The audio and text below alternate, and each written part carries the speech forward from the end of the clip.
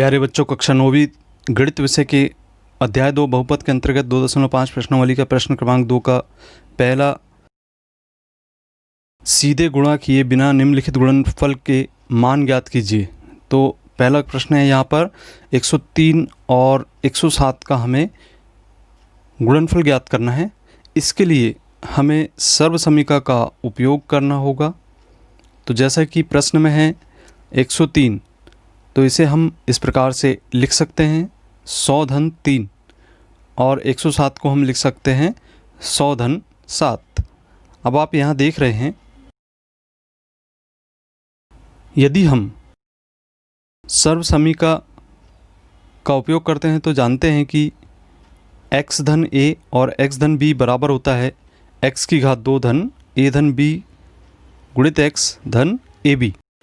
यदि हम तुलनात्मक अध्ययन करके देखें तो x का मान यहाँ पे 100 रखना होगा और a का मान 3 तथा b का मान हम 7 रखेंगे। इस प्रकार सर्वसमीका का हम उपयोग करें तब x के स्थान पे हमने 100 की घात 2 लिख दिया और धन a के स्थान पे 3 और b के स्थान पे 7 लिख दिया। इस प्रकार से x का मान रखे 100 धन a का मान 3 और b का मान 7। इसे हम सरल कर दें तब इसे लिखेंगे हम 10,000 धन 7 और 3 10 गुणित 100 हो जाएगा और यहाँ 7 दिया 21। इसको और सरल करें तब हम लिखेंगे 10,000 धन 1,000 धन 21। इस प्रकार से हम सभी का योग कर दें तब इसे लिखेंगे हम 11,021। तो बच्चों, हम यहाँ पे दूसरा प्रश्न देख रहे हैं। 95 और 96 का गुणा करना है।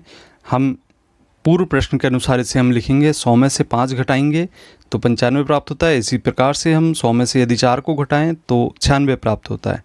अब यदि हम सर्वसमीका का उपयोग करें, यहाँ पे सर्वसमीका का इस प्रकार से उपयोग किया जा सकता है। इसे हम लिख सकते हैं x धन a x धन b बराबर x की घात 2 धन a धन b x धन ab।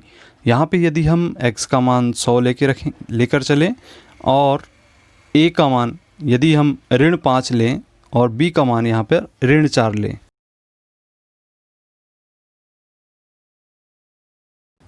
तब इसे हम लिखेंगे 100 की घात 2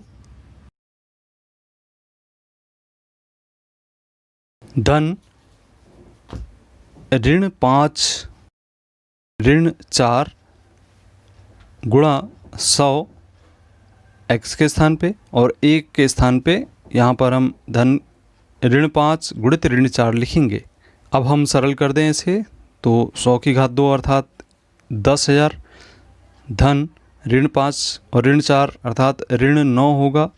तो इसे हम लिख सकते हैं ऋण 9 गुणित 100 और यहाँ पे ऋण 5 और ऋण 4 का गुणा होगा तो धन 20 प्राप्त होगा।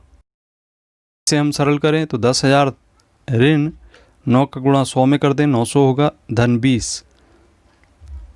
अब हम इसे सरल करके लिखेंगे, जोड़ने अथवा घटाने पर हमें यहाँ प्राप्त होगा 9,120। अब बच्चों, प्रश्न क्रमांक 3 के अनुसार 104 गुणित 96, 104 को हम 100 धन 4 लिख सकते हैं और इसी तरीके से 96 को लिखा जा सकता है 100 ऋण 4। सर्वसमीका के अनुसार हम जानते हैं कि x की घात 2 ऋण y की घात 2 बराबर होता है एक कोष्ठक में x धन y और दूसरे में x ऋण y। यहाँ हम x के स्थान पर 100 और y के स्थान पर 4 रखेंगे तब हमें कुछ इस प्रकार से समीकरण का हल प्राप्त होगा। यहाँ x के स्थान पर हमें 100 की घात 2 लिखना होगा, ऋण y की घात 2 अर्थात 4 की घात 2 लिखना होगा। 100 की घात 2 को लिखेंगे हम 10,000 और 4 की घात 2 को लिखेंगे 16। इस प्रकार से 10,000 में से हम 16 को घटाएंगे तब हमें प्राप्त होगा 9,984।